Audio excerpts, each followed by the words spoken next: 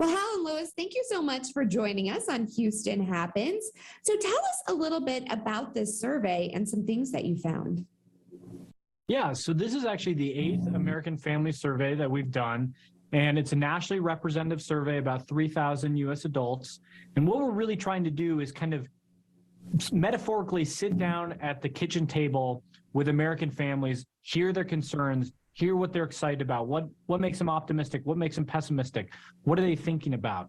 And so that's what we do, obviously, through surveys. And what we found is that there's kind of a tale of two different kitchen tables. On the one hand, there's a lot of concerns about inflation, about the economy.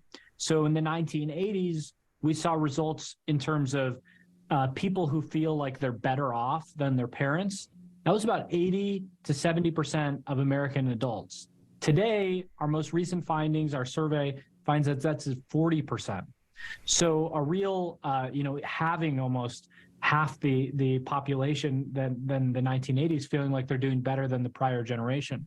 With that said, we see more optimism of those who are parents about their children, about their prospects.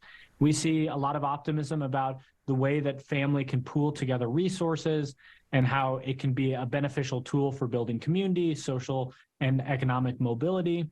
And so those are some positive things that are coming through the family, but we do see a diminishment, in terms of anxieties about the economy and also about the prospects of the future. And was there anything that really surprised you with these findings? I think the thing that surprised me the most actually was how much attention we've been paying to the extremes on both sides, on abortion issues, on gun control issues, on school politics. There are very loud voices, and our survey showed that those numbers are actually fairly small on the far left or on the far right, and that there's a much bigger kind of an area where you can work through and do things that are constructive in the middle if we can just tap into what people really think and if policymakers will really listen. And I think that kind of surprised me how much of a play area there still is. And what can we do with this information? Where should we go from here?